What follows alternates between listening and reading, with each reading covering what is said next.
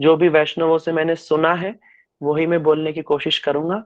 आप लोग सब ध्यान से सुनेंगे और जो भी प्रश्न होगा आप क्लास के एंड में पूछ सकते हैं या फिर कमेंट सेक्शन में लिख सकते हैं और गौरांगी दीदी मुझे बता देंगी क्या प्रश्न है, फिर हम उत्तर दे देंगे। शुरू करते हैं। सबसे पहले मंगलाचरण से शुरू करते हैं। मैं पहली बार शायद इस ग्रुप में क्लास दे रहा हूँ। अगर हो सके तो आप लोग अपना कैमरा ऑन करेंगे तो मैं आप सबका दर्शन भी कर पाऊंगा। बहुत सुंदर सुंदर यहाँ वैष्णव वैष्णवीज हैं। अगर सब दिखेंगे तो और भी अच्छा लगेगा। ऐसा जरूरी नहीं है, फिर भी हम क्लास स्टार्ट करते हैं। अगर आप सब दिखेंगे तो बहुत अच्छा रहेगा। सबसे पहले हरे कृष्णा, सभी को प्रणाम है।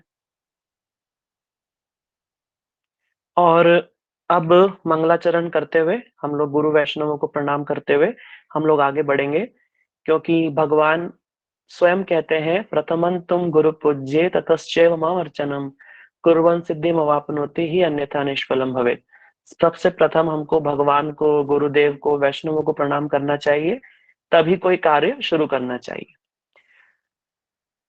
ओम अज्ञानतिमिरान्धस्य ज्ञानाञ्जन शलाकया चक्षुरुन्मिलितं येन तस्मै श्रीगुरुवे नमः।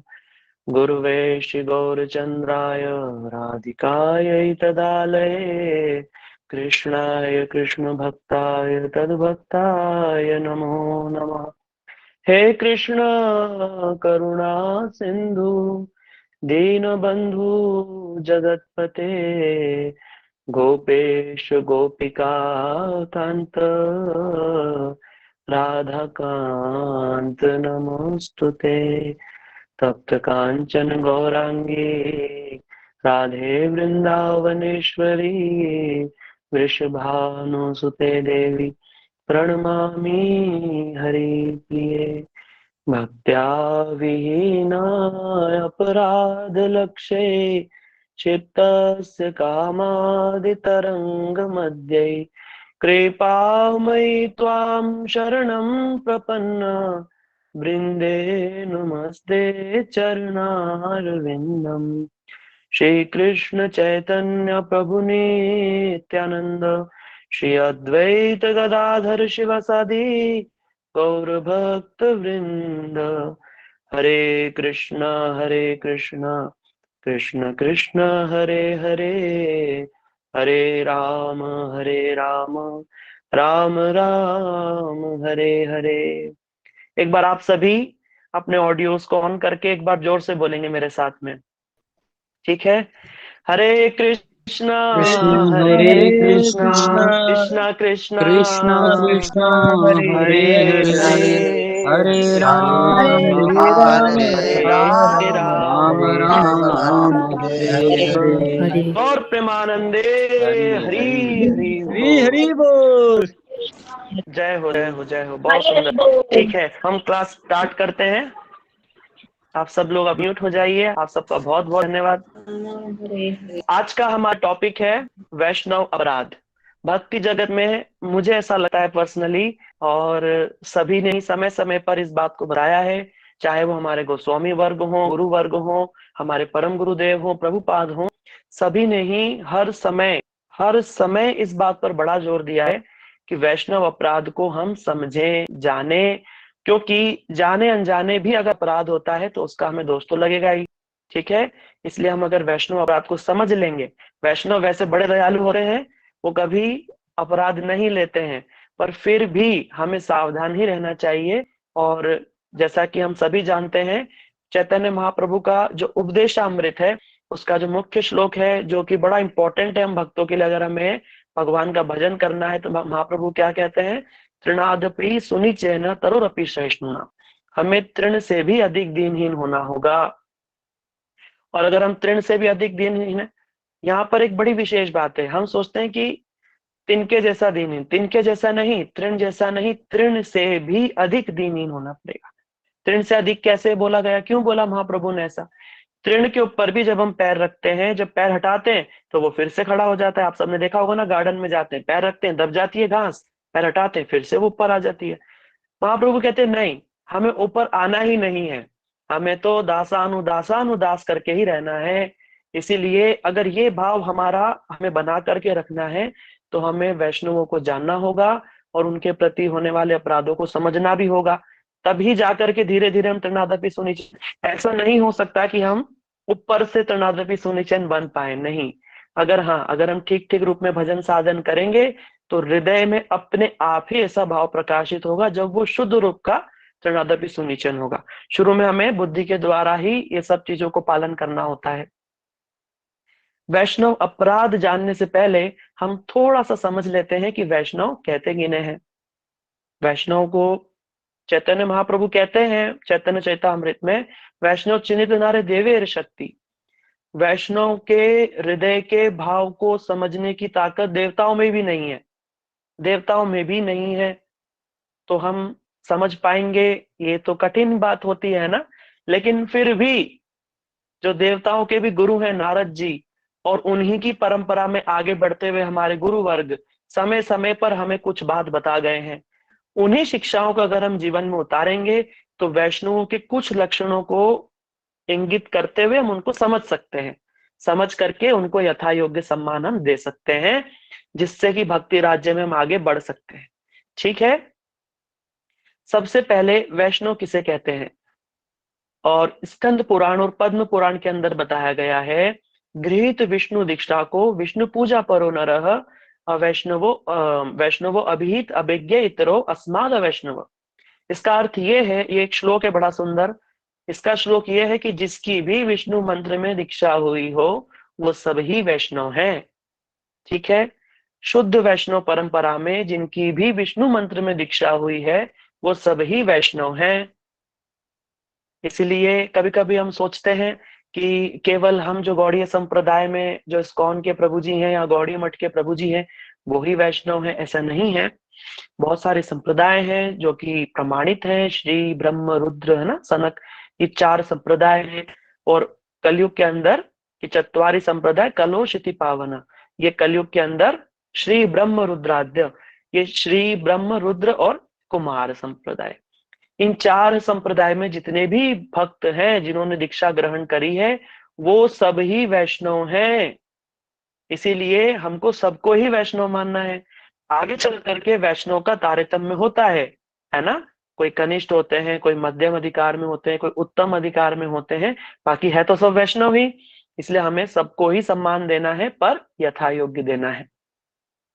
इसलिए आप देखते होंगे हमारे गुरु जी गुरु वर्ग, जब आप उनकी कथा सुनते हैं, हमारे ना शिला परम बड़े गुरु जी हैं शिला भक्ति वेदांत शिला नारायण गोस्वामी महाराज जी, आप जब भी उनकी कथा सुनेंगे या फिर इस्कॉन के शिला ऐसी भक्ति वेदांत स्वामी प्रभुपाद जी हैं या फिर हमारे अन्य वैष्णव हैं गुरु वर्ग हैं, जब भी आप कथा सुनते हैं तो वो क्या बोलते हैं, मैं सभी को यथा योग्य प्रणाम करता हूँ।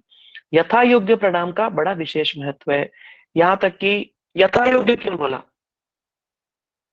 जिसको जैसा प्रणाम हमें करना है वैसा ही करना होगा, और स्तर कैसे डिसाइड होगा, भक्ति के स्तर के अनुसार।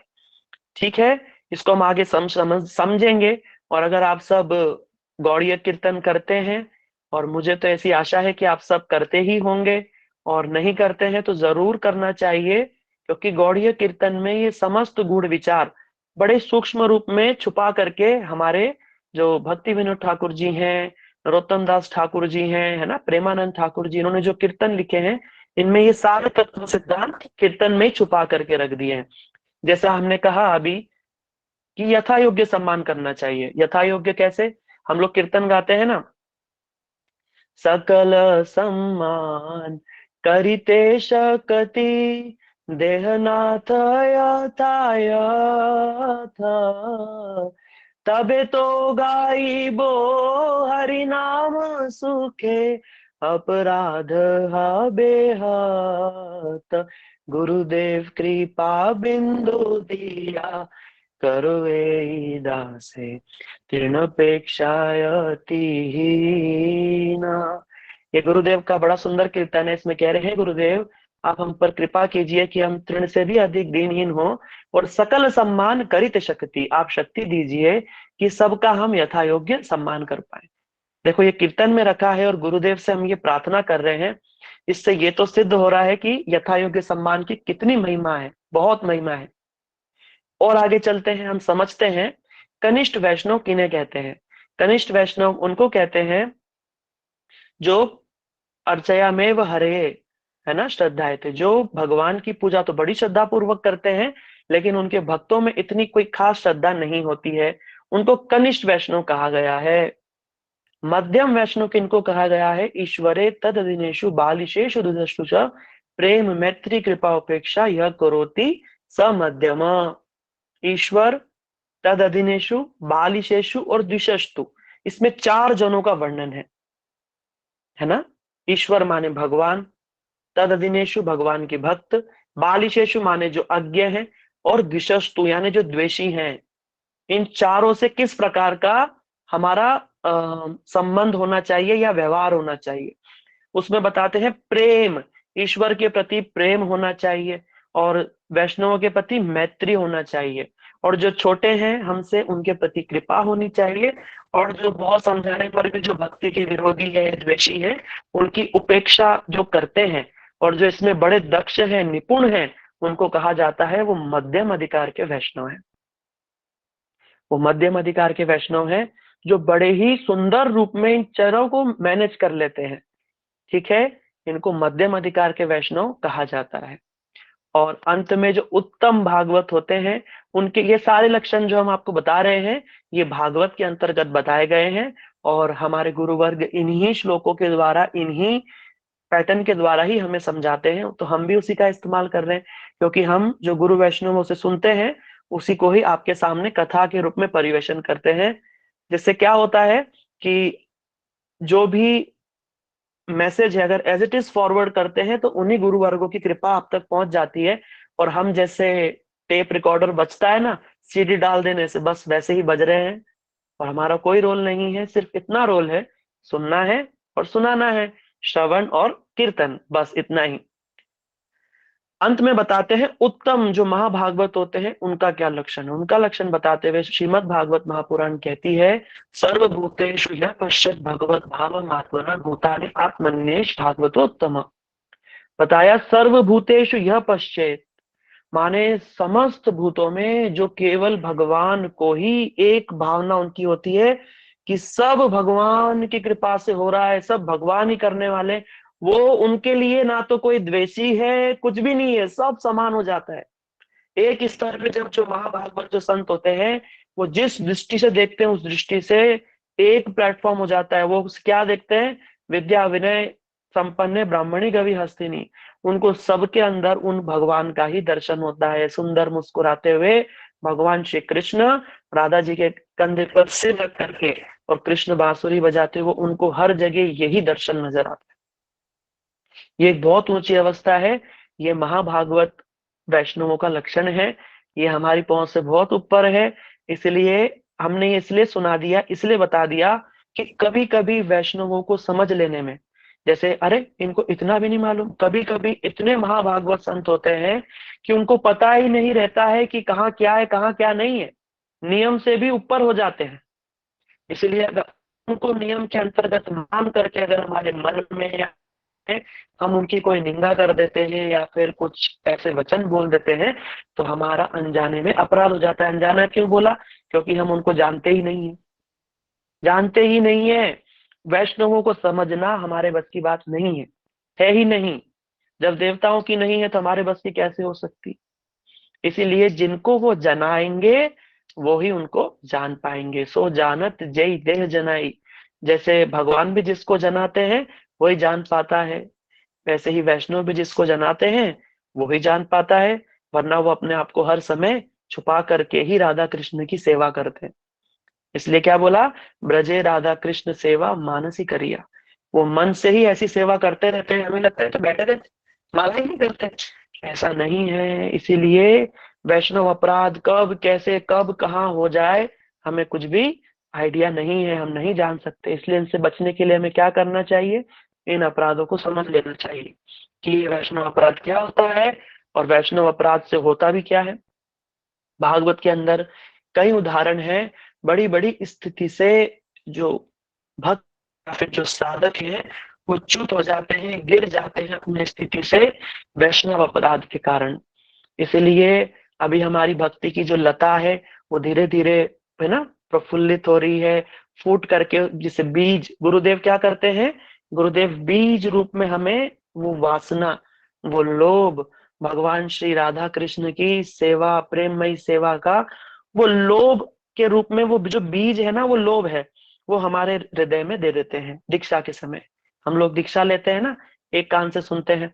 क्यों सुनते हैं? दीक्षा के समय गुरुदेव क्या करते हैं, हमारे हृदय में वो भावना, वो लोभ, वो वासना भगवान की भक्ति की, प्रेममय भक्ति की, वो हमें दे देते हैं। फिर हमें श्रवण कीर्तन, महाप्रभु बोलते हैं माली हैया करे न सिंचन, फिर हमें श्रवण कीर्तन के द्वारा धीरे धीरे उसमें खाद पानी देते देते उस जो लता है, जो भक्ति की लता है, उसको पोषण करना है। फिर धीरे धीरे वो लता बड़ी होगी, उस लता के साथ साथ खरपतवार ना उग जाए, है ना। प्रभुपाद जी कहते हैं कि खरपतवार से बचना बहुत जरूरी है। कभी कभी आप लोग सब ने देखा होगा, खेत होता है, गार्डनिंग करते हैं, आप सभी ने देखा होगा, जब हम गार्डनिंग करते हैं हम खाद पानी देते हैं, अगर वहाँ जंगली घास होगी ना, खाद पानी से मेन पौधा तो बढ़े ना बढ़े, जंगली घास और जल्दी जल्दी बढ़ जाता है। ठीक है, इसलिए हम ये भगवान का हरिनाम आदि भक्ति की जो क्रिया करते हैं, इसके साथ साथ अगर अपन, हम लोग जो है, अपन लोग हैं, अन्य चीजों को भी अगर चाहेंगे, जिसको बोलते हैं अन्य अभिलाषा, अगर उनको चाहेंगे, ये सब करेंगे, तो वो चीज जल्दी जल्दी बढ़ जाएगी। जो भक्ति लता है वो तो छोटी रह जाएगी, और वो लता बढ़ जाएंगी, और फिर हमें शांति ही मिलेगी।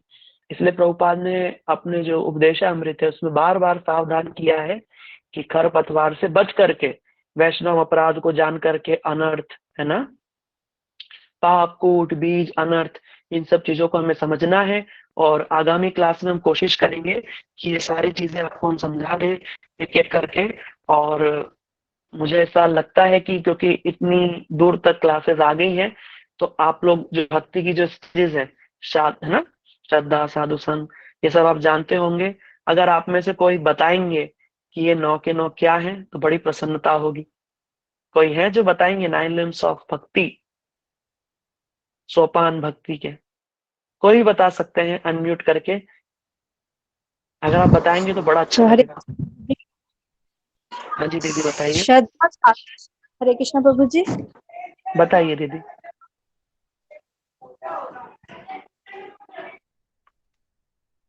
दीदी आप कह रहे थे, आवाज आ रही थी, आपने म्यूट कर दिया, बोलिए। श्रद्धा, साधु संग, अनर्थ निवृत्ति, नहीं भजन, हाँ अनर्थ निवृत्ति, भजन क्रिया, निष्ठा, रुचि, भजन आसक्ति, क्रिया, भाव, प्रेम। बहुत सुंदर, बहुत सुंदर। क्रम थोड़ा सा भजन क्रिया में और अनर्थ निवृत्ति में ऊपर नीचे हो गया, बाकी आपने बहुत सुंदर बताया। आपका क्या नाम है दीदी? संगीता प्रभु जी। बहुत सुंदर, बहुत सुंदर। आप सभी लोग मन से इन सब दीदी के लिए तालियां बजाइए, मन से ही, और इनको आशीर्वचन दीजिए, कि आशीर्वाद दीजिए कि ये और भी आगे बढ़े भक्ति में। और ये सब विचारों को हमें जानना बहुत जरूरी है, क्योंकि जो हमारे विष्णु चक्रवर्ती ठाकुर हैं, रूप गोस्वामी जी हैं भक्ति रसामृत सिंधु में, और भक्ति रसामृत सिंधु बिंदु के अंदर विष्णु चक्रवर्ती ठाकुर हैं, उपदेशामृत में श्री रूप गोस्वामी जी, इन्होंने समय समय पर इन चीजों पर गौर देने के लिए कहा है, ताकि हम समझ तो पाए कि हमारी भक्ति जा कहाँ तक रही है। सबसे पहला होता है श्रद्धा। श्रद्धा 2 प्रकार की होती है, लौकिक श्रद्धा, आध्यात्मिक श्रद्धा। लौकिक माने, अरे उसने पूजा करी, हरि नाम किया, उसकी नौकरी लग गई, पैसा खूब आ रहा है घर में, खूब बढ़िया चल रहा है, चकाचक, बढ़िया है, तो हम भी वही करेंगे, ये तो होगी लौकिक श्रद्धा। आध्यात्मिक श्रद्धा होती है कि अरे वाह, भगवान की भजन करना चाहिए, और भगवान की भजन से हमें सुख शांति मिलेगी, सब जान करके, इसको आध्यात्मिक श्रद्धा कहते हैं। श्रद्धा होने पर हमें शुद्ध वैष्णव मिल जाए, ये भगवान की बहुत बड़ी कृपा होती है। इसलिए महाप्रभु कहते हैं गुरु कृष्ण प्रसादे पाए भक्ति लता बीज। इसलिए भगवान की बड़ी ही कृपा से गुरु जी मिलते हैं शुद्ध वैष्णव। ठीक है, फिर उनकी कृपा से हमें ये भक्ति प्राप्त हो जाती है। यहाँ से हमारी भक्ति शुरू होती है। फिर हम भजन क्रिया करते हैं। भजन क्रिया के अंतर्गत आता है, जैसे गुरु तो हमको शुद्ध मिल गए, ठीक है, गुरु जी सबको प्राप्त हो गए होंगे, या फिर आप सब मनी मन की गुरु जी मानते होंगे, ठीक है। और कोशिश कीजिए, कोशिश क्या, ये अति अनिवार्य है कि किसी शुद्ध वैष्णव गुरु को ही आप चुने, ठीक है, बहुत बहुत सोच समझ करके, क्योंकि ये जो पहली श्रद्धा है जो सबके अंदर होती है, भारत के अंदर पैदा हुए हो तो श्रद्धावान आप हो ही। ये तो भगवान ने बाय डिफॉल्ट दे रखा है भारतवासियों को, श्रद्धा है। लेकिन अगर ये श्रद्धा गलत स्थान पर लग गई ना, फिर तो सब खराब हो जाएगा। अगर ये श्रद्धा सही जगह पर लग गई, जैसे बच्चा होता है ना, उसके अंदर बड़ी एनर्जी होती है, पोटेंशियल होता है, अगर उसको सही मार्गदर्शन दे दिया जाए तो वो बिल्कुल सही करेगा, और नहीं करा जाए तो फिर गड़बड़ हो जाती है ना। इसलिए श्रद्धा हम सबके अंदर है, लेकिन अगर सही साधु के पास हम उस श्रद्धा को ले जाए, उनके चरणों में समर्पित कर दे, कौन साधु, कौन वैष्णव, कैसे संत होने चाहिए? ऐसे संत होने चाहिए जिनको भगवान की अनुभूति हो, संसार से विरक्त हो, शास्त्रों का ज्ञान हो, और हमारे प्रश्नों का वो उत्तर दे पाए, हमारा मार्गदर्शन कर पाए भक्ति पे। लेकिन सबसे जरूरी बात उनके अंदर होना चाहिए भगवत प्रेम, भगवत अनुभूति, है ना। भगवान के प्रति उनके हृदय में प्रेम होना चाहिए, तभी वो गुरु जो है, उस हमारी जो श्रद्धा है उसको अपने द्वारा भगवान के चरणों में अर्पण कर पाएंगे, आगे बढ़ा पाएंगे गुरु परंपरा के माध्यम से। ये जो वस्तु है, भक्ति है ना, ये परंपरा के माध्यम से आगे बढ़ती है। जैसे हम कभी भी भगवान के पास नहीं पहुंच सकते, हमारी कोई भी चीज भगवान के पास नहीं पहुंच सकती है, गुरु जी पहुंचा सकते हैं। जैसे हमने गुरु जी को कोई पुष्प दिया, है ना, श्रद्धा से एकदम प्रेम से, तो गुरु जी क्या करेंगे? हमने गुरु जी को सबसे ज्यादा प्रेम करते, हमने गुरु जी को दे दिया। गुरु जी सबसे ज्यादा प्रेम किससे करते? अपने गुरु जी से, वो उनको दे देंगे। ऐसे करते करते करते करते करते करते रूप गोस्वामी जी तक पहुंच जाएगा, फिर वहां से ललिता देवी के पास तक, फिर राधा जी तक पहुंच जाएगा, कृष्ण तक पहुंच जाएगा।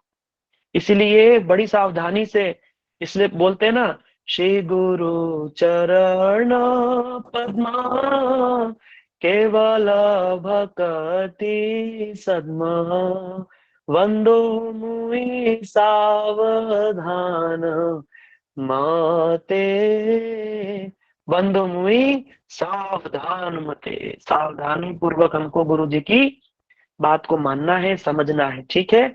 इसीलिए गुरु जी के द्वारा प्रदत्त हरि नाम को जपना है, नाम अपराध रहित होकर के, नाम अपराध से बचना है। नाम अपराध में सबसे पहला अपराध है, आप सब नाम अपराध जानते होंगे। कुछ उदाहरण के लिए हम बता देते हैं, जैसे वैष्णव निंदा, या फिर अन्य देवी देवताओं को भगवान से बड़ा मानना, और ठीक है, उनको मान करके पूजा करना।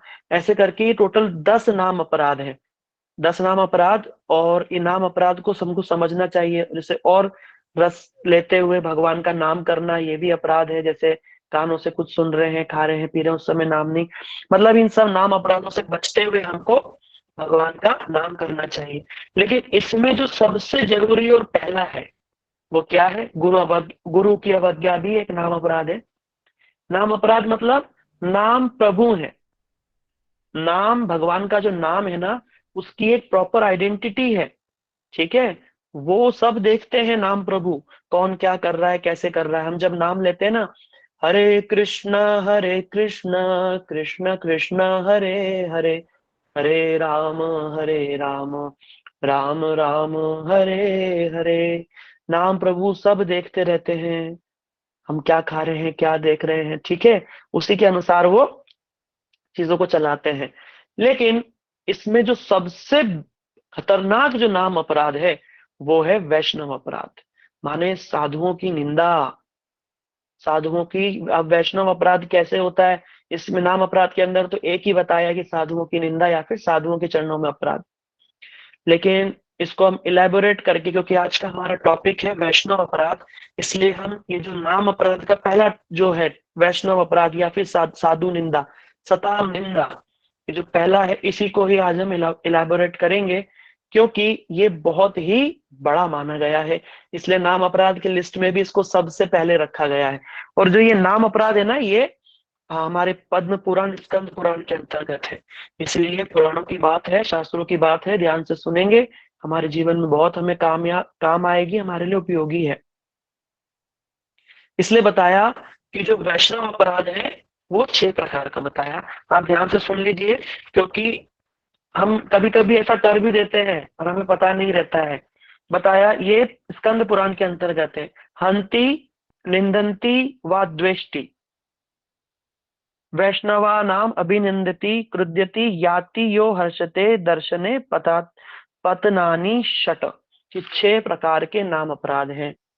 जैसे हंती, माने इसका मैं आपको अर्थ एज इट इज जो शास्त्र के अंदर है वो पढ़ के सुना देता हूं, उसके बाद उसको इलेबोरेट करेंगे, ठीक है? ताकि हमें हर समय शास्त्र से ही श्लोक पढ़ना और उसका अर्थ सुनना चाहिए, इससे हमें कृपा प्राप्त होती है उस शास्त्र की, ठीक है? तो स्कंद पुराण कहता है, जो वैष्णवों की हिंसा करते हैं, निंदा करते हैं, द्वेष करते हैं, वैष्णवों के दर्शन कर प्रणाम नहीं करते, वैष्णवों के प्रति क्रोध प्रकाश करते हैं तथा वैष्णवों के दर्शन से आनंदित नहीं होते, ये 6 प्रकार के लोग अधःपतित हो जाते हैं। इसलिए अभी वैष्णवों को मारना, उनके प्रति क्रोध करना है, उनकी निंदा करना, हाँ, उनको देख के प्रसन्न नहीं होना, प्रणाम नहीं करना, ये 6 प्रकार के वैष्णव अपराध है, ठीक है? इनसे हमें बचना है। और अगर हम इनसे नहीं बचेंगे तो क्या होगा? देखो सीधा सीधा प्रैक्टिकली हम समझते हैं। प्रैक्टिकली जब नाम करते समय अगर कोई नाम अपराध होता है, ठीक है, तो वो क्या हो जाता है? नाम करने से ही, शुद्ध रूप से नाम करने से ही वो क्षमा हो जाता है, भगवान उसको ठीक कर देते हैं। नाम अपराध भी जो भगवान के चरणों में या फिर नाम प्रभु के चरणों में जो हमारे जाने अनजाने अपराध होते हैं, वो शुद्ध रूप से नाम करने से ठीक हो जाता है, ठीक है? इसीलिए, लेकिन जो वैष्णव है वो अपराध उधर से ठीक नहीं होता। कारण, एक कीर्तन होगा, आप सबने वैष्णव कीर्तन सुना होगा, उस कीर्तन के अंदर कहते हैं, हरि स्थाने अपराधे तारे हरि नाम, तुम स्थाने अपराधे नहीं कैडान, तुम्हार हृदय सदा गोविंद विश्राम, गोविंद कहे नाम वैष्णव पराण। हरि स्थाने अपराधे तारे हरि नाम, भगवान के अगर चरणों में अपराध हो जाता है, हरि नाम से ठीक हो जाएगा, भगवान क्षमा कर देते हैं, नाम प्रभु के पास ठीक हो जाता है। लेकिन वैष्णव के चरणों में अगर अपराध हो जाए तो बड़ा मुश्किल हो जाता है, फिर ठीक नहीं होता। कैसे ठीक होगा आगे बता सकते हैं, एक उपाय है पर बहुत मुश्किल है। इसलिए क्यों? क्योंकि वैष्णव के हृदय में गोविंद विश्राम करते हैं, भगवान रहते हैं। जो शुद्ध वैष्णव होते हैं ना, उनके हृदय में भगवान विश्राम करते हैं, और भगवान बिल्कुल पसंद नहीं करते कि वो उनके भक्तों को परेशान करे और सताए। पवन जी आप कुछ पूछना चाहते हैं शायद, पर आप थोड़ा सा रुक जाइए, थोड़ा सा आगे चलेंगे, फिर आपका क्वेश्चन हम ले लेंगे, ठीक है? ये हो गया क्यों, प्रैक्टिकली हम समझते हैं कैसे। जैसे एग्जाम्पल देते हैं, जैसे पवन जी हैं जो अभी कुछ कहना चाहते थे, ये बड़ी ही सुंदर भगवान की भक्ति करते हैं, ठीक है, पूजा करते हैं, सारे नियमों का पालन करते हैं, हरि नाम करते हैं, ठाकुर की सेवा पूजा सब करते हैं, लेकिन हम नहीं समझ पा रहे हैं, हम नहीं जानते वो क्या करते हैं क्या नहीं करते। हम किसी को जाकर 24 घंटा नहीं देख सकते हैं ना। मान लो ऐसी कोई चीज हो जाती है कि पवन जी कहीं जा रहे हैं, कुछ कर रहे हैं ऐसी चीज, और हम उनको देख करके हंसे या कुछ मजाक उड़ा दे या कुछ कह दे, इससे क्या होगा? उनके हृदय को थोड़ा सा दुख लगेगा, लगेगा ही, है ना? लेकिन दुख लगने से क्या होगा? जो भगवान है इस बात से नाराज हो जाते हैं, वो नहीं पसंद करते कि कोई भी वैष्णव जो है वो दुखी हो। भगवान देखो अपने भक्तों की बिल्कुल ये बर्दाश्त नहीं कर सकते कि कोई भक्त दुखी रहे, ठीक है?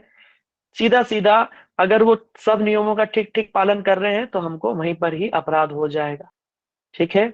इसीलिए ये तो हमने पवन जी की बात करी है।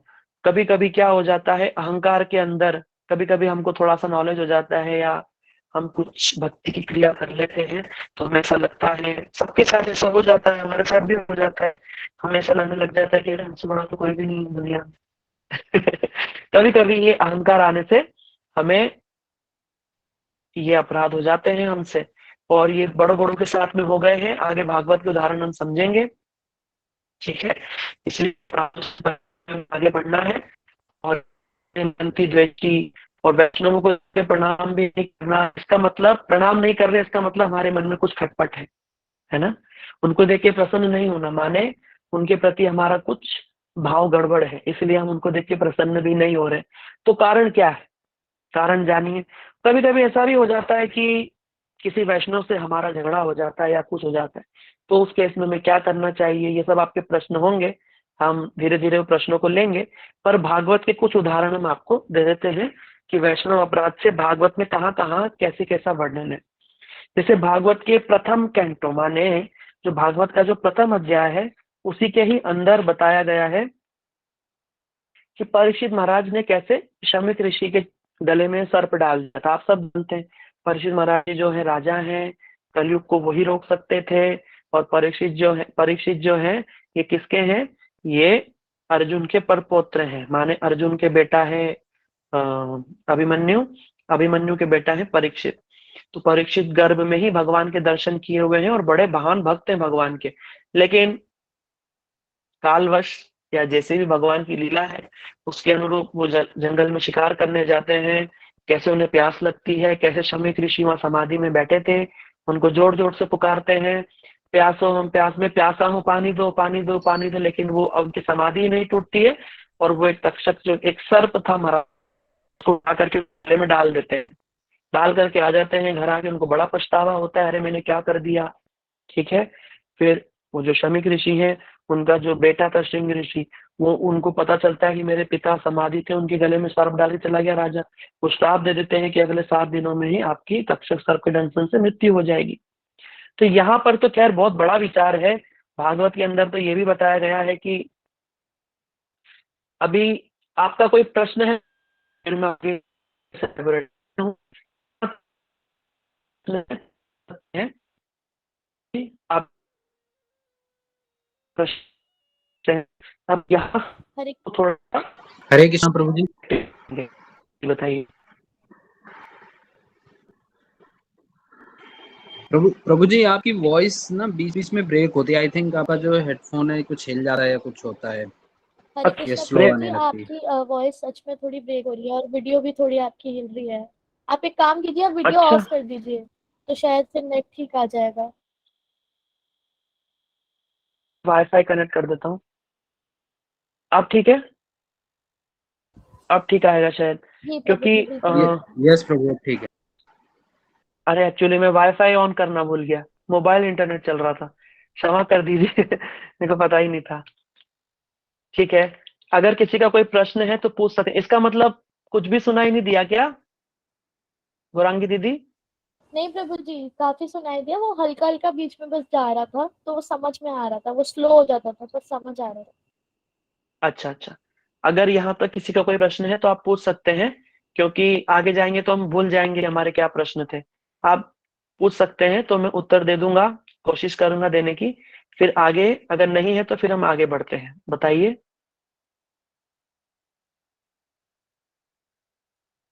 ठीक है, तो हम आगे बढ़ते हैं। परीक्षित महाराज जी ने जैसे ही वहां पर सर्प डाला, तो बताते हैं परीक्षित महाराज जी को श्राप मिल गया और परीक्षित महाराज जी की फिर 7 दिन बाद जो है भागवत श्रवण करते हैं, उनका शरीर जो है तक्षक के दंशन से नष्ट हो गया। ये हम श्रवण करते हैं। लेकिन यहाँ पर विष्णु चक्रवर्ती ठाकुर और हमारे गुरु वर्ग एक बहुत ही अद्भुत बात बताते हैं भागवत के अंतर्गत। क्या बताते हैं? वो एक प्रश्न खड़ा करते हैं। प्रश्न क्या है कि वो जो शमीक ऋषि थे जो समाधि में बैठे हुए थे, परीक्षित महाराज जी ने आकर के जोर जोर से चिल्लाया कि मैं प्यासा हूं, मुझे पानी दो, मुझे पानी दो। पर उनकी समाधि नहीं टूटी, नहीं टूटी ना। लेकिन जैसे ही उनका बेटा श्राप देकर के परीक्षित महाराज जी को स्नान कर रहा था, वहीं श्राप दे दिया गंगा जल हाथ में लेकर के। ठीक है, और जब वापस आश्रम में आकर के जोर से रोता है पिताजी पिताजी करके, तो फट से उनकी आंख खुल जाती है। सुना है ना आप सबने ये? फिर शमीक जी पूछते हैं कि तुमने श्राप तो नहीं दिया? उन्होंने कहा कि मैंने श्राप दे दिया। वो कहते हैं तुमने बहुत गलत किया, तुमने इतने महान संत को, इतने अच्छे राजा को श्राप दे दिया। ये सब सुना है ना हमने। कभी ये प्रश्न आया है किसी के भी मन में कि ऐसा क्यों हुआ कि परीक्षित जी इतनी देर तक बोलते रहे कि मैं प्यासा हूं, उनकी आंख नहीं खुली, और बेटे ने एक बार बोला और आंख खुल गई? सोचा कभी किसी ने? कोई प्रश्न आप लोग बताइए, आपका क्या विचार है? थोड़ा सा तो बोलिए कुछ। मेरे को ऐसा लगेगा कि कोई सुन तो रहे हैं, पता चले सब। हरे कृष्णा, दंडवत प्रणाम प्रभु जी। हाँ दीदी बताइए। मुझे लगता है सर प्रभु जी की मोह था, मतलब एक मतलब माया वो थी ना, मोहता माया थी। मोह माया बेटे के प्रति। हाँ जी। हाँ, हरे और कृष्णा कोई? प्रभु जी। हाँ दीदी जी बताइए। प्रभु जी, क्योंकि ये हम वैष्णवों को शिक्षा देने के लिए उनकी लीला थी। अच्छी बात है, और बहुत अच्छा उत्तर दिया। और कोई कुछ कहना चाहेंगे इसमें? चलो मैं ही ये प्रश्न पूछता हूँ आप सबसे, ऐसा क्यों हुआ बताइए। अब आप क्या बोलेंगे, बताइए। ज्ञाना दीदी आप कोशिश कीजिए, पवन जी आप बताइए, बताइए। प्रभु जी, मैं ये सोचता हूँ कि ये भगवान को अपना ये जो भागवत है इसका प्रकाश करवाना था, और परीक्षित महाराज के थ्रू हम्म ये परंपरा आगे बढ़ानी थी हम हम्म। भक्तों के लिए, जिससे कि उनके उन्हीं के थ्रू इसका मतलब महत्व प्रकाशित हुआ भागवत का। बहुत सुंदर, बहुत अच्छा बताया आपने, बहुत ही अच्छा। ज्ञाना दीदी आप कोशिश कीजिए। प्रभु जी, मैं विचार तो कर रही हूँ बट ऐसा कुछ विचार आ नहीं रहा, आप ही बता दो। आपसे ही चलिए, सीख लेंगे। चलिए आज प्रभु हम जी, ये इसको, वैष्णव अपराध भी माना जा सकता है ना इसको, कि वो इतने ज्ञानी थे फिर भी उन्होंने गुस्सा करके और उनके ऊपर सांप फेंक दिया, और तो ये वैष्णव अपराध किया ना उन्होंने। नहीं परीक्षित जी ने ना, आप भारती दीदी आप परीक्षित जी के लिए कह रही हो ना, परीक्षित जी ने वैष्णव हाँ अपराध जी, किया है ना। हाँ जी, हाँ जी। ठीक है। हाँ परीक्षित जी का तो है ही ना, परीक्षित जी का तो हम सुनते ही हैं, क्योंकि परीक्षित महाराज राजा अहंकार में थे भगवान की लीला के कारण। ठीक है, आपका भी बिल्कुल ठीक है, बहुत सुंदर सबने ट्राई किया। पर प्रभु जी, लेकिन आप तो ऋषि की तरफ से पूछ रहे हैं ना, कि हाँ उन्होंने मैं तो क्यों ऋषि आंख की, उनकी तरफ नहीं खोली। नहीं परीक्षित, इन्होंने जो उत्तर दिया भारती जी ने, उन्होंने तो परीक्षित जी की तरफ से बोला कि परीक्षित जी का अपराध हो गया है ना। लेकिन शमीक ऋषि की आंख क्यों नहीं खुली इसके पीछे, और फिर बेटे के बोलने से खुल गई फट से, क्या कारण है आइए हम जानते हैं। इसके पीछे एक बड़ा गहरा कारण है। कारण ये है, यही तो वैष्णव अपराध हम समझ रहे हैं ना आज बैठ करके। हम लोग जब साधारण दृष्टिकोण से देख रहे हैं तो हमें क्या लग रहा है कि एक ऋषि जो समाधि में बैठे हुए हैं, बिल्कुल गहन समाधि में, तो वो बड़े ऋषि हैं, वो बड़े ऋषि हैं, बड़े संत हैं। और परीक्षित जी क्योंकि एक राजा है, राजा माने विलासी होता है, भोगी होता है, राजा घोड़े पे चलता है, हीरा सोना चांदी पहनता है, तो साधारण रूप में हम क्या मानेंगे, राजा भोगी ही होता है। तो एक राजा पर ऋषि के आश्रम में आया है, प्यासा प्यासा बोल रहा है, तो इसका मतलब कोई बहुत बड़ी बात नहीं है। ऋषि क्यों समाधि तोड़े भैया, ऋषि तो समाधि में बैठे हैं ना, ऋषि क्यों समाधि तोड़ेंगे राजा के लिए। तो राजा को तो अपना चुपचाप जाना चाहिए था, बात सही है। परीक्षित जी ने जो किया उसके पीछे भी बहुत बड़ी कथा है महाभारत की, वो भी हम सुन सकते हैं, अभी टाइम नहीं होगा इतना, फिर कभी सुनेंगे। कारण है बहुत बड़ा, परीक्षित जी ने सर्प क्यों डाल दिया। ठीक है, लेकिन यहाँ पर, हाँ ये बात बिल्कुल सही बोला है, बिल्कुल सही आपने, जो जिन्होंने भी लिखा है बिल्कुल सही लिखा है, मैं थोड़ा एलाबोरेट कर देता हूँ, सब लोग भी जान लेंगे। यहाँ पर शमीक ऋषि का अपराध हो गया है परीक्षित जी के चरणों में, क्योंकि हम साधारण दृष्टिकोण से सोचते हैं कि राजा से तो बड़ा साधु होता है, लेकिन ऐसा नहीं है। यही तो हम समझाना चाहते हैं, यही समझने वाली बात है कि वैष्णव किसी भी रूप में हो सकते हैं, हो सकता है वो पैंट शर्ट पहन करके बड़े स्मार्ट बन के रहते हो, कोई पता नहीं। आपने पुंडरीक विद्यानिधि का उदाहरण सुना होगा कि कैसे गदाधर पंडित जी गए, उन्होंने, और मुकुंद जी कहते हैं कि चलो आज हम आपको एक बड़े वैष्णव से मिलाते हैं। तो गदाधर पंडित जी, जो ये तो लीला चल रही है, गदाधर पंडित स्वयं राधा जी हैं, वो जाते हैं देखने के लिए, तो उनको लगता है मन ही मन, अरे वाह आज तो किसी अड़िए बढ़िया वैष्णव का दर्शन करेंगे।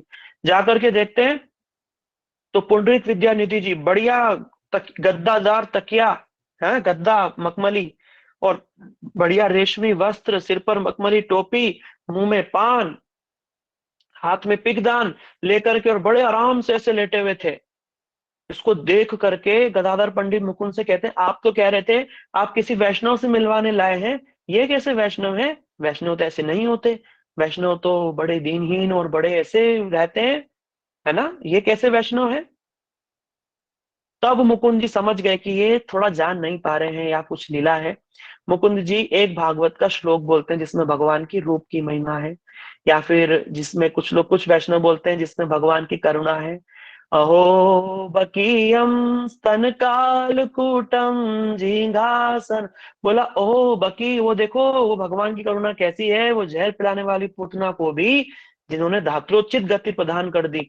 जैसे ही भगवान की करुणा और रूप की महिमा सुनी, जो पुंडरीक विद्यानिधि थे वो तो ऐसे ऐसे कांपने लगे, उनके भाव विकार जागृत हो गए। कहाँ वो पिकदानी गई, कहाँ वो मखमली टोपी, और कहाँ सब इधर उधर सब बिखर गया, और आकर के जमीन पर लोट पोट खाने लगे। अष्ट सात्विक विकार उनके हृदय में, उनके बंदर शरीर में प्रकट होने लगे।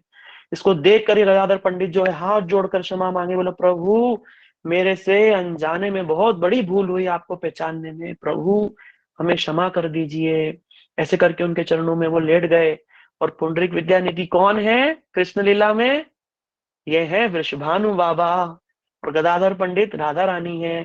तो एक बार पुनः राधा जी और उनके पिता विश्वानु बाबा का मिलन होता है चैतन्य लीला में। ठीक है, ये चैतन्य चरितामृत बड़ा सुंदर ग्रंथ है भैया। तो परम गुरु जी, बड़े गुरु जी तो कहते हैं कि चैतन्य चरितामृत को समझे बिना, है ना, इन लीलाओं को समझे बिना, जाने बिना भागवत को समझना बड़ा कठिन है। ठीक है, तो यहाँ पर शमीक ऋषि क्योंकि समाधिस्थ थे, परीक्षित जी आए, इतने बड़े वैष्णव आए हैं, तो वैष्णव के प्रति क्या भाव होना चाहिए? समाधि बड़ी है या वैष्णव सेवा बड़ा है? ये शिक्षा है यहाँ पे, ये शिक्षा है। अगर कोई वैष्णव गुरु वैष्णव आ जाए तो वहां पर भगवान की क्रिया को भी रख करके वैष्णव की सेवा को करना, ये हमारा धर्म है। वैष्णव सेवा करना हमारा धर्म है। और शमीक ऋषि जो है वो समाधिस्थ ही बैठे रहे।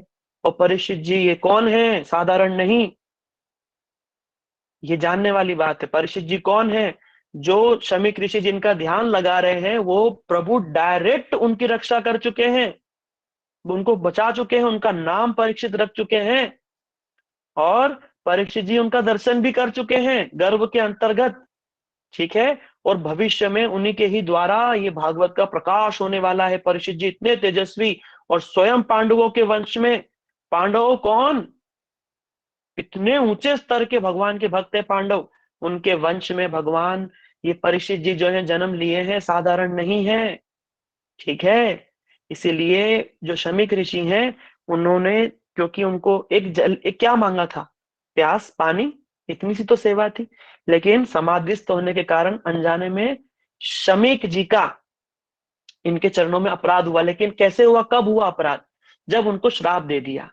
उनके बेटे श्रृंग ऋषि ने जब श्राप दे दिया, तो वहां पर श्राप देते के साथ में जिस समाधि में वो बैठे थे वो समाधि टूट गई। पहले तो समाधि बढ़िया लगी हुई थी, लेकिन जैसे ही उनके बेटे ने पिता के अपमान के लिए श्राप दिया, उसी ही क्षण उनका वो कनेक्शन टूट गया।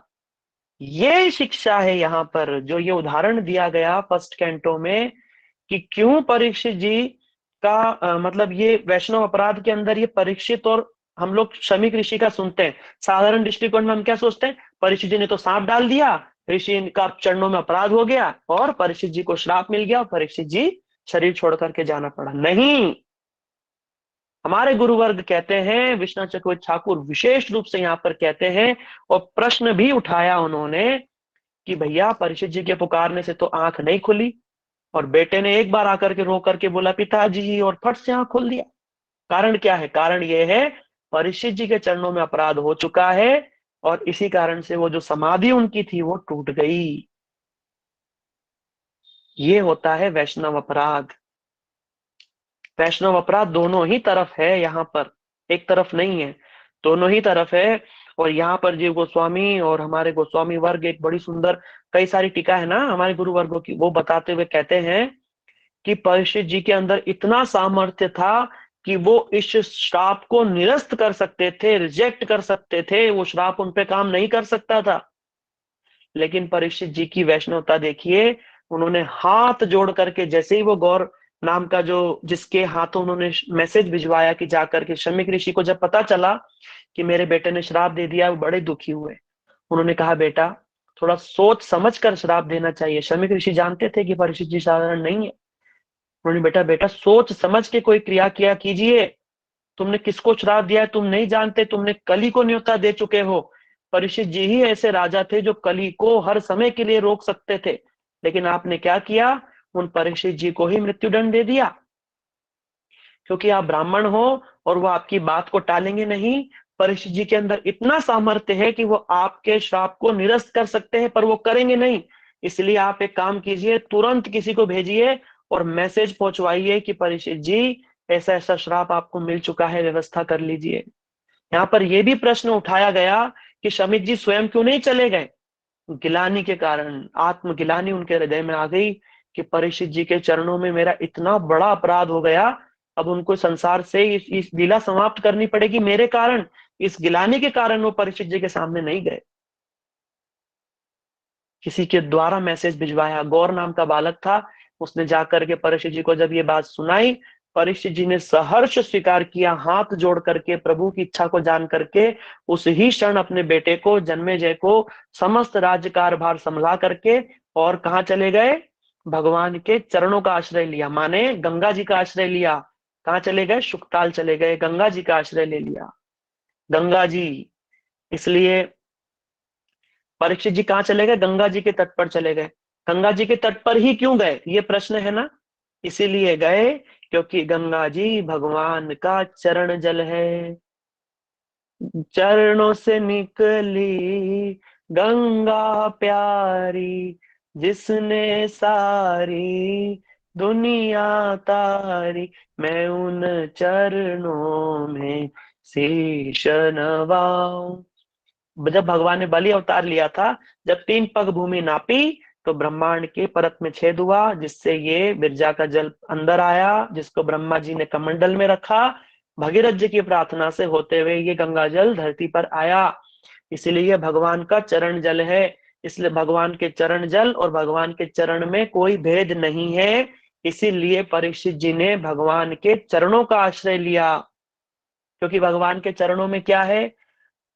अशोक अभय अमृत आधार, तुम्हार चरण द्वार, ताहते कान विश्राम लभिया, छाड़ी नु भावेर भय।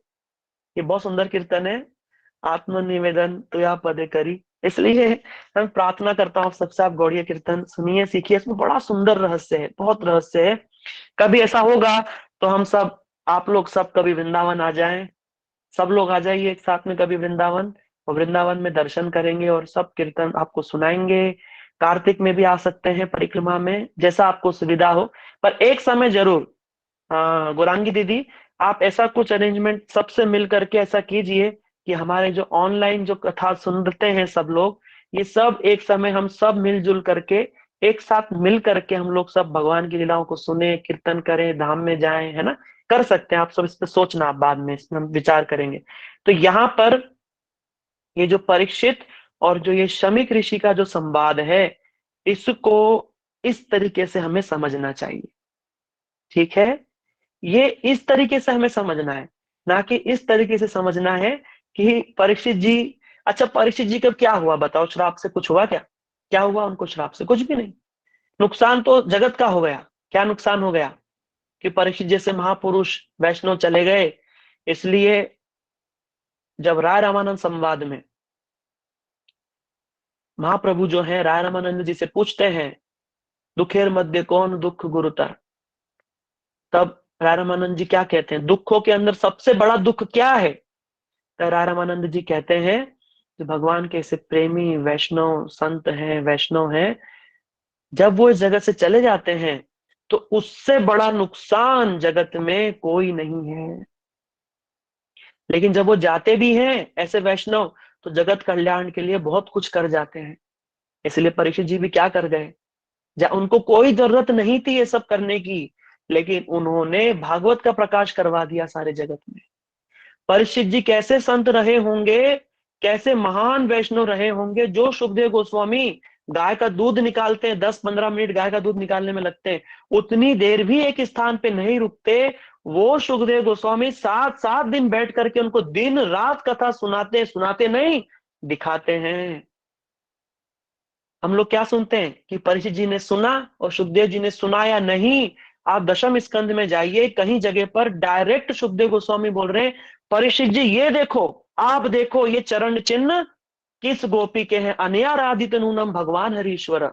सुखदेव जी, आप परीक्षित जी आप देखिए, सुखदेव गोस्वामी परीक्षित महाराज जी को दर्शन करा रहे हैं समस्त लीलाओं का कानों के माध्यम से।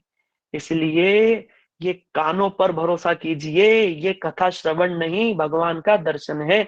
इसलिए मेरे गुरुदेव भी बार बार बोलते हैं, धाम में आते हो, भटकते रहते हो, इधर उधर घूमते, कभी भगवान नहीं मिलेंगे, लेकिन बैठ करके शांति से शुद्ध वैष्णवों के मुख से ये प्रेममय कथा को जिस क्षण हम श्रवण करेंगे, हृदय में भगवान दर्शन देने की संभावना बढ़ जाती है। वहां से भगवान हम कानों के माध्यम से दर्शन कर सकते हैं, आंखों पे बड़ा डाउट है, बहुत डाउट है। ठीक है, इसलिए कथा श्रवण पे हमारा विशेष आग्रह होना चाहिए। हमारे बड़े गुरु जी है ना, नित्य लीला प्रविष्टोम विष्णुपाद अष्टोत्र श्रीमद भक्ति वेदांत श्री नारायण गोस्वामी महाराज जी, जिनकी कृपा से सब कुछ चल रहा है, वो कहते थे, है ना, वो कहते थे, क्या कहते हैं, वो कभी थे नहीं, वो हैं, आज भी हैं। वो कहते हैं कि हम भक्ति में कितनी प्रोग्रेस कर रहे हैं, कैसे पता चलेगा? भगवान की वैष्णव की सेवा में और विशेष रूप से हरि कथा में हमारी जितनी रुचि है, वही निरूपण निर्धारित करेगी कि हमारी भक्ति बढ़ रही है या रुकी हुई है या घट रही है। इसलिए भैया कथा श्रवण, आज मैं सब ये बात बोल रहा हूँ, कई दिनों से तो पता थी ये बात, लेकिन आज मैं जब ये सब बातें बोल रहा हूँ तो मेरे को हृदय में बड़ी एक प्रसन्नता हो रही है। ये भी देखो, मतलब बात पता थी, पहले से सुन रखा था, अच्छा लगा, उस बात को सुने हुए 1.5-2 साल हो गए, लेकिन आज आपको सुनाने के लिए जो ये विचार था परीक्षित जी और शमीक जी के बीच में, कौन वैष्णव कैसे अपराध हुआ, इसको जब मैं आपको सुना रहा हूं तो मेरे को हृदय में बड़ी प्रसन्नता हो रही है। पता नहीं क्यों हो रही है, पर इसी प्रकार से ही होता है, जब हम ठीक ठीक रूप में सेवा करते हैं तो प्रसन्नता हो जाती। ये बात मुझे पता रहती, पर सेवा में नहीं आती तो फिर क्या फायदा?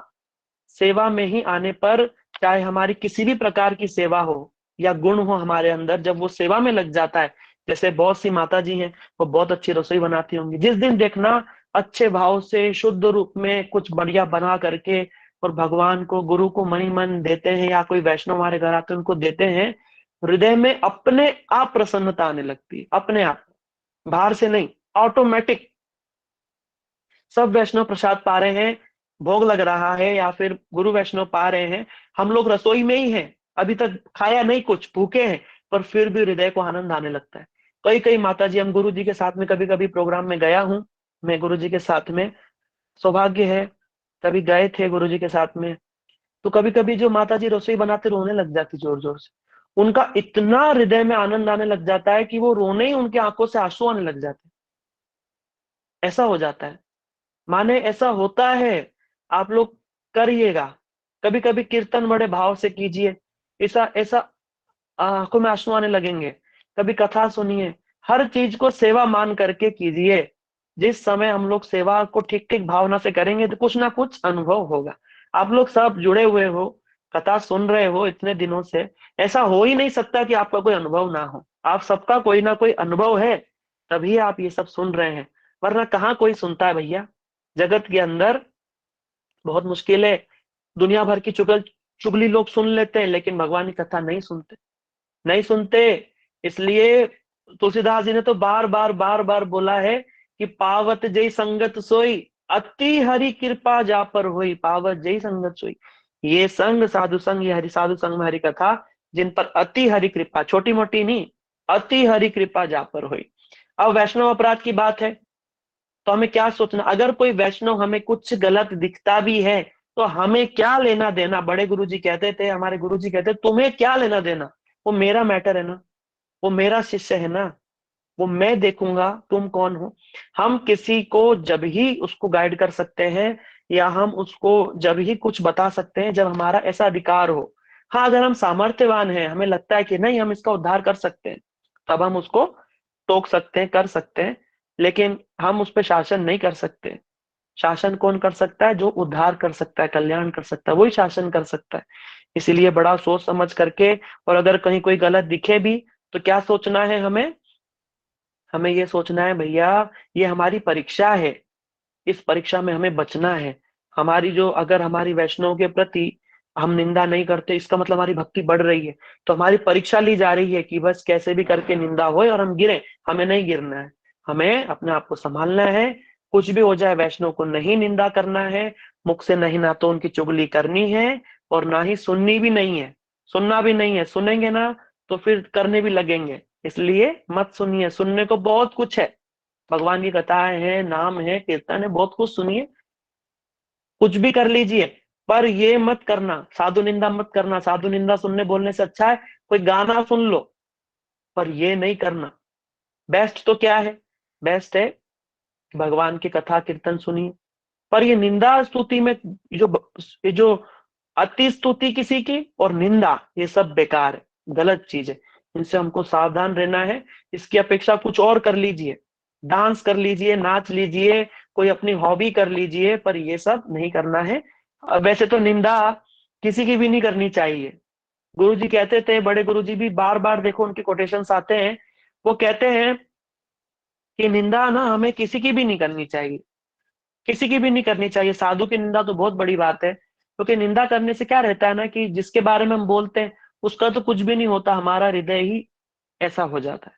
हमने भी कभी कभी देखा है, ह्यूमन नेचर होता है, सुनने बोलने लग जाओ, थोड़ी देर बाद देखना अशांति हो जाती है। और लोग देखना, आप लोगों ने भी देखा होगा कि लोग चुगली करते रहते हैं बहुत देर तक। विशेष रूप से माताएं बहनें ज्यादा करती हैं। करते करते करते करते थक जाते हैं ना, फिर बोलते हैं अरे हमको क्या लेना देना, छोड़ो, वो जाने उसका काम जाने। 1 घंटा उसके बारे में बोल करके एंड में बोलते हैं हमें क्या लेना देना, छोड़ो, वो जाने उसका काम जाने। अरे पहले ही बोलो ना, वो जाने उसका काम जाने, ना सुनो ना बोलो। और भी उदाहरण है, जैसे जय विजय है ना, जय विजय भगवान के बड़े सुंदर द्वारपाल हैं। कैसे चतुसन जो है वो जाते हैं, वो द्वार नहीं खोलते, वो उनको श्राप दे देते हैं कि जाओ राक्षस हो जाओ, और फिर वो राक्षस हो जाते हैं। इस प्रकार से ये भी वैष्णव अपराध है। और दक्ष का अपराध है, दक्ष ने शिव जी के चरणों में अपराध कर दिया। कभी कभी हमें लगता है कि हम माता हैं, हम पिता हैं, ये बेटा हमारा छोटा है। कभी कभी ऐसा रहता है कि बेटा आपसे बड़ा वैष्णव होता है, हमें नहीं मालूम। आप 30 साल 40 साल 45 साल की उम्र में हो सकता है भक्ति में जुड़े हो, आपका बेटा बचपन से ही भगवान का नाम कीर्तन कथा और लहसुन प्याज नहीं खाता है, तिलक लगाता है। हो सकता है आपसे ज्यादा भक्ति करके आया हो पुनर्जन्म, पिछले जन्म में। ठीक है, इसलिए ये भी नहीं होना चाहिए। विलिंग एंड एक्शन में बदल जाता है। ठीक बोल रहे हैं प्रभु जी, ठीक बोल रहे हैं। और भी कई उदाहरण हैं, मुझे ऐसा लगता है कि हम आगे सुन सकते हैं। वैसे मैं आपको जल्दी जल्दी सुना देता हूँ। दक्ष ने किस प्रकार शिव जी, क्योंकि दक्ष को लगा कि ये शिव जी मेरा दामाद है, तो मैं इससे बड़ा हूं, मैं आया हूं तो ये शिव को खड़ा होना चाहिए। ये खड़ा नहीं है, समाधि में बैठा, पता नहीं नौटंकी कर रहा है, क्या कर रहा है।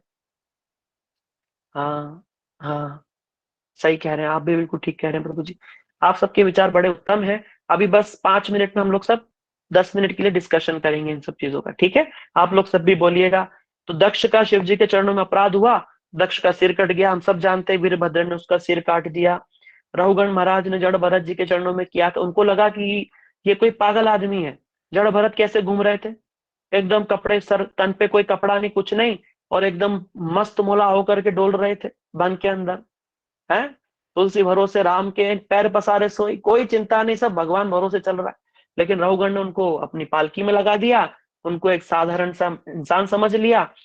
वो तो कूद रहे थे चींटियों से बचने के लिए, और उसका सिर भिड़ रहा था पालकी में। बोला दुष्ट, तेरे को दिखता नहीं, इतना हट्टा कट्टा हो रहा है, राजा का भार नहीं संभाल सकता, मैं राजा हूं, तेरे को मृत्यु दंड दे सकता हूँ। जैसे ही बोला मृत्यु दंड दे सकता हूँ, पर जो ये थे रघुगण महाराज, वो कहाँ जा रहे थे, वो सुनने कथा जा रहे थे गंगा सागर। लेकिन वो वहीं रुक गए और दुष्ट करके उनको बोलने लगे। पर उन्हें उन्होंने जब पर हमारे जड़ भरत जी जो है, उनको ऐसा लगा कि देखो राजा धर्मात्मा है।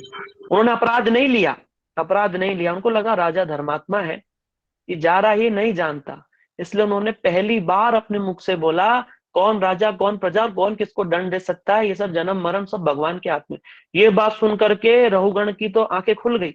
उसने ध्यान से देखा तो उसको मटमेला जनेऊ नजर आया। बोला हे भगवान, मैं किस ब्राह्मण को कहार बना के लगा दिया। फट से कूदे पालकी से, उनके चरणों में गिर गए, प्रभु मेरे को क्षमा करो। और देखो वैष्णव अपराध से बचने का तरीका क्या है। जिनके चरणों में जाने अनजाने अपराध हो जाए, समझ लेना उन वैष्णवों की सेवा करने से ठीक होगा, उनकी सेवा से ही ठीक होगा। जैसे किसी वैष्णव के प्रति हमारा, हम कभी उनको बोल भी दें कुछ, देखो ह्यूमन नेचर है, कभी कभी हो जाता है, कभी हम बोल भी दें, कुछ हो भी जाए, तो क्या करो, उनकी सेवा के द्वारा उनसे क्षमा मांग करके ही ठीक हो जाता है।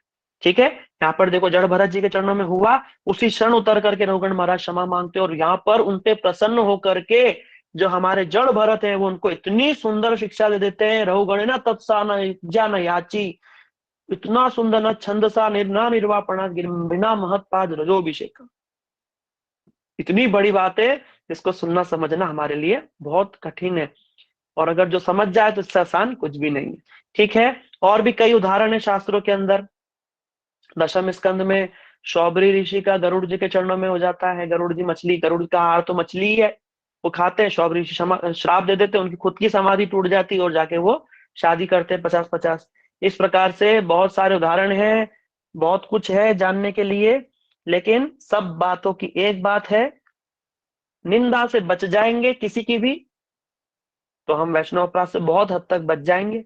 और अगर कभी जाने अनजाने हो भी जाए तो उनकी सेवा के द्वारा, क्षमा के द्वारा हम ठीक कर सकते हैं। ठीक है, यहीं पर आज हम कथा को रखेंगे। अगर आप किसी का कोई प्रश्न हो तो आप जल्दी जल्दी पूछिए, जरूर पूछिए, क्योंकि आप प्रश्न पूछेंगे तो मेरा भी दिमाग चलेगा, कुछ कुछ गुरुवर्गों की वाणी याद आएगी, मेरा भी उद्धार होगा, कल्याण होगा। इसलिए आप लोग जरूर प्रश्न पूछिए, पूछिए। कहीं भी कोई भी डाउट हो, कोई प्रश्न हो, किसी भी प्रकार का हो, हम पूछ सकते हो, क्योंकि 1 घंटा हो गया ना, हमने टाइम से कथा को विश्राम दे दिया है। और जब आप प्रश्न पूछेंगे तो उसके अंदर हम और भी उदाहरण दे सकते हैं। खरपतवार की दवा क्या है? बहुत सुंदर। आप बोलते क्यों नहीं है प्रभु जी? सब बोलेंगे तो सब सुनेंगे ना। प्रभु जी का नाम मैं नहीं पढ़ पाया, उन्होंने एक प्रश्न किया है कि गर्वित खरपतवार। है प्रभु जी का नाम, गर्वित। गर्वित प्रभु, गर्वित प्रभु ने एक बहुत अच्छा प्रश्न किया है। उन्होंने पूछा है कि खरपतवार की दवाई क्या है? खरपतवार, जैसे हमने बोला कि भक्ति करते करते कभी कभी अन्य विलासिता या कुछ, है ना, हमारी दूसरी कोई इच्छा हो जाती है, उसकी दवा क्या है? देखो, खरपतवार की एक ही दवा है, क्या? भगवान का जो कीर्तन, प्रार्थना, ये जो हम करते हैं ना, कीर्तन प्रार्थना, यही उस खरपतवार की बहुत अच्छी दवा है। कैसे? देखो कैसे। हम नहीं जानते कि भक्ति ठीक ठीक रूप में कैसे होती, लेकिन अभी देखो एक कीर्तन के माध्यम से हम आपको बताते हैं। एक कीर्तन है बहुत सुंदर, जिसको हमारे गुरु वर्ग नित्यलीला प्रविष्टो विष्णुपाद अशोतोष श्री श्रीमद भक्ति वेदांत श्रील वामन गोस्वामी महाराज जी अक्सर गाया करते थे। और ये कीर्तन को हर गुरुवर्गों ने, प्रभुपाद आश्रित कई जो हमारे गुरुवर्ग हैं, उन्होंने इस कीर्तन को गाया। इस कीर्तन में देखो क्या भाव है। गोपीनाथ मम निवेदन सुनो, विषय दुर्जन सदा काम रत, किछु नाही मोरा गुण। गोपीनाथ আমার ভরসা তুমি, তোমার চরণে लईनु शरण, तुम्हारा किंकर आमी। कह रहे गोपीनाथ, ना जानी भक्ति कर में जड़मती, पड़े ची संसार घोरे। हम तो भक्ति भक्ति कुछ भी नहीं जानते, बस आपके चरणों में पड़े हैं। गोपीनाथ सकली तो मार माया, नाही मम बल, ज्ञान सुनिर्मल, स्वाधीन है काया। गोपीनाथ, आपकी माया हर जगह और बड़ी प्रबल। मेरी तो कोई ताकत ही नहीं है कि इससे ऊपर उठ जाऊं। ये काया तक स्वाधीन नहीं है, ये परतंत्र है, ये कुछ ना कुछ मांग होती ही उठती रहती है। पर गोपीनाथ, मैं सचमुच में क्या चाहता हूँ? गोपीनाथ नियत चरणे स्थान, मांगे है पामर, कांदिया कांदिया कर है करुणा दान। गोपीनाथ, ये शरीर मेरे बस में नहीं, इसमें बहुत सारी कामना वासना उठती रहती है, बहुत सारी खरपतवार उठती रहती है। पर गोपीनाथ आप क्या कीजिए? बोला गोपीनाथ, मैं तो क्योंकि बद्ध हूं ना, कुछ मेरे कंट्रोल में नहीं है, ये सब होता ही रहता है। लेकिन सचमुच में मैं क्या चाहता हूँ? गोपीनाथ नियत चरण स्थान, गोपीनाथ अपने चरणों में ही मुझे स्थान दे दीजिए, यही रो रो करके बार बार आपसे मैं प्रार्थना करता हूँ। जब इस प्रकार से हम गुरु से, वैष्णवों से, भगवान से, राधा जी से जब ये सब प्रार्थना करेंगे, यही प्रार्थना उन खरपतवार की दवा है। और ऐसी दवा है कि समूल नष्ट कर देती, समूल।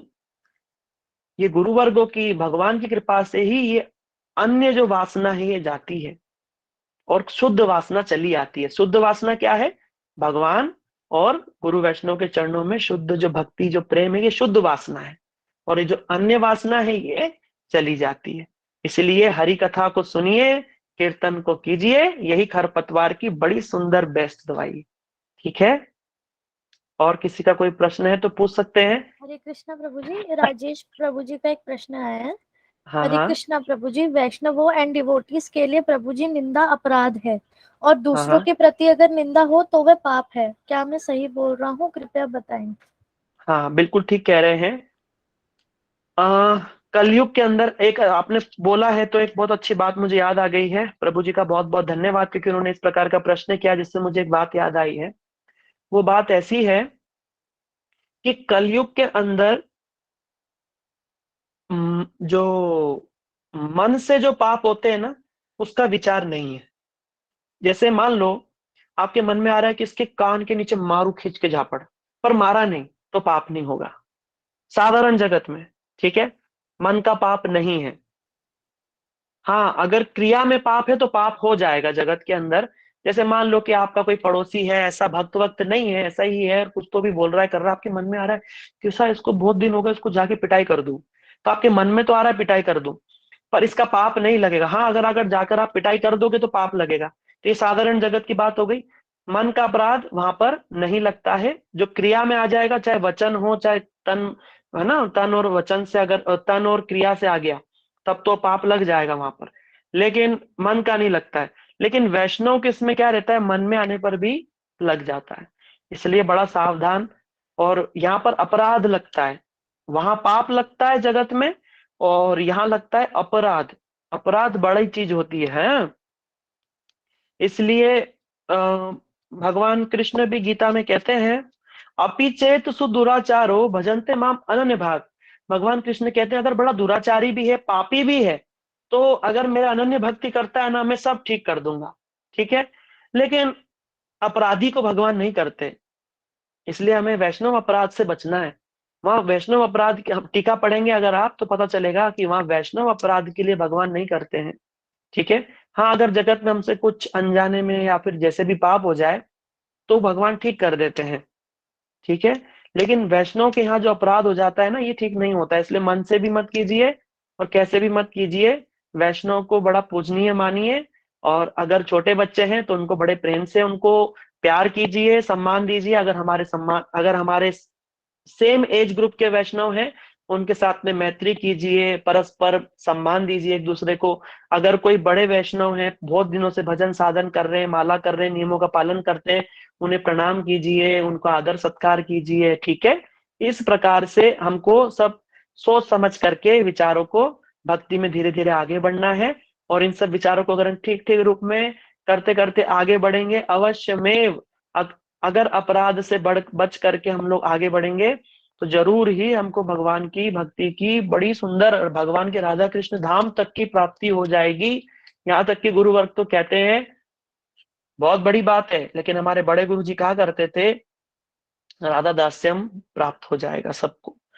लेकिन अगर वैष्णव अपराध है, कितनी भी बड़ी लता हो, जैसे मान लो कि आपने बड़ा सुंदर गार्डन बनाया है, सुंदर सुंदर बेलें लगाई, पौधे लगाए, और वहां पर एक दिन हाथी आ गया और हाथी ने आकर के वहां डांस करने लग गया, तो क्या होगा?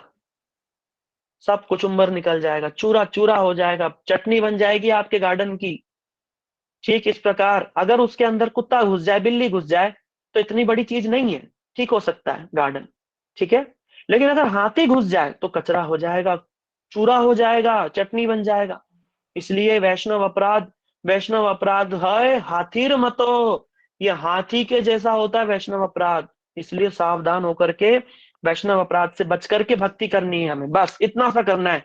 वैष्णव अपराध से बचना है, 4 नियमों का पालन करना है, सुबह शाम संध्या करनी है, अपना जो भी गायत्री गुरु जी ने दी है गायत्री का जाप करना है, हरिनाम करना है, बस ठाकुर को भोग लगा करके खाना है, सबसे मधुर व्यवहार करना है। हींग लगे ना फिटकरी, रंग एकदम चोखा निकल करके आएगा, और देखना जीवन में एक आनंद, एक मधुरता, एक प्रेम का संचार होगा। और देर सवेर वैष्णव के चरणों में बड़ी सुंदर प्रीति हो जाएगी, सेवा भावना होगी। ये वासना लोभ जितना बढ़ेगा उतने ही परिमाण में हमको सेवा प्राप्त भी हो जाएगी। ठीक है, बस यही बोल करके हरे कृष्णा किसी का प्रभु कोई। जी। जी दीदी। हरे कृष्णा प्रभु जी, मेरा एक क्वेश्चन है कि हाँ ये प्रभु जी, मैंने सुना था कि जब परीक्षित जी महाराज को कलयुग आना था तभी ये इसीलिए ये लीला हुई थी। सही बात है। हाँ, ये बात बिल्कुल ठीक है। सब कुछ लीला ही है। जो महापुरुष जो भी करते हैं वो लीला ही होती है। लेकिन हमें वहां पर क्या समझना है, हमें दोनों दृष्टिकोण से समझना है। शमीक जी ऋषि का उधर अपराध हुआ है वो भी समझना है, और उधर से जो इधर हुआ है वो भी समझना है। परीक्षित जी ने जो सर्प डाला वो तो हम सब जानते ही हैं, समझते ही हैं। इसलिए मैंने दूसरा दृष्टिकोण जो था वहां से समझाने की कोशिश करी है।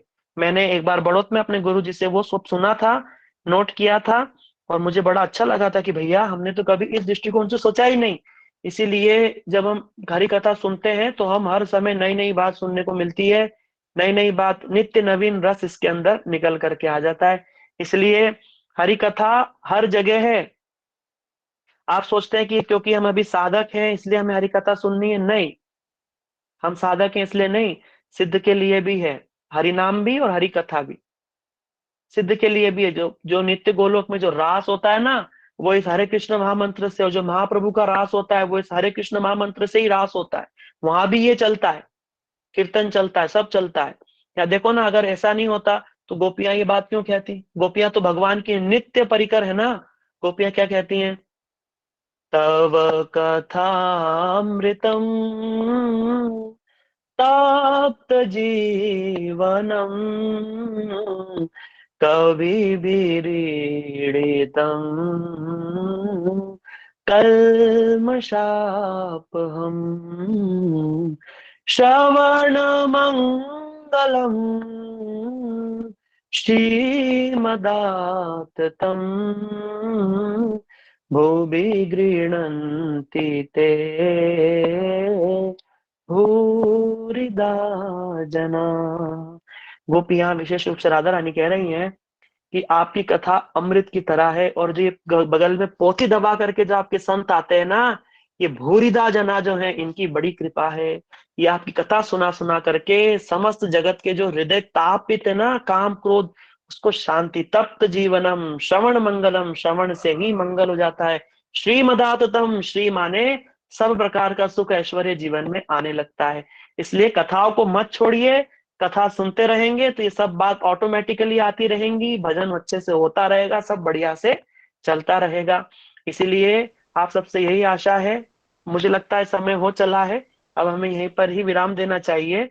आपका कोई अगर प्रश्न हो तो ग्रुप में पूछ सकते हैं, हमारे भक्त हैं वो उत्तर जरूर देंगे, कोशिश करेंगे। और यहाँ से यही आशा है कि आप लोग सभी बड़ी सुंदर रूप में भगवान की भक्ति करते रहिए। और जो कार्तिक परिक्रमा है, नवदीप परिक्रमा है, बीच बीच में डायरेक्ट साधु संग करने की कोशिश कीजिए। ठीक है, बस यही आशा के साथ में यहीं पर ही हम कथा को विराम देते हैं। वांछा कल्पतरुभ्यश्च कृपा सिंधु भैव च पतितानां पावनेभ्यो वैष्णवेभ्यो नमो नमः। अगर जाने अनजाने कोई ऐसी बात मैंने बोली हो, आपके हृदय को हर्ट किया हो, बुरा लगा हो, मुझे जरूर क्षमा कर दीजिए, क्योंकि मैं बहुत दूर बैठा हूँ, नहीं समझ पा रहा हूँ। आप लोग सब वैष्णव हैं, क्षमा कर दीजिएगा। और अगर कोई बात अच्छी लगी हो, मैंने कोशिश की है, तो आप मुझे जरूर आशीर्वाद देना कि मेरी भी भक्ति आप लोगों की तरह आगे बढ़ती रहे, और गुरु वैष्णव के चरणों में प्रेम भक्ति सेवा बढ़े। यही बोल करके वाणी को विराम देता हूँ। हरे कृष्णा, धन्यवाद, प्रणाम।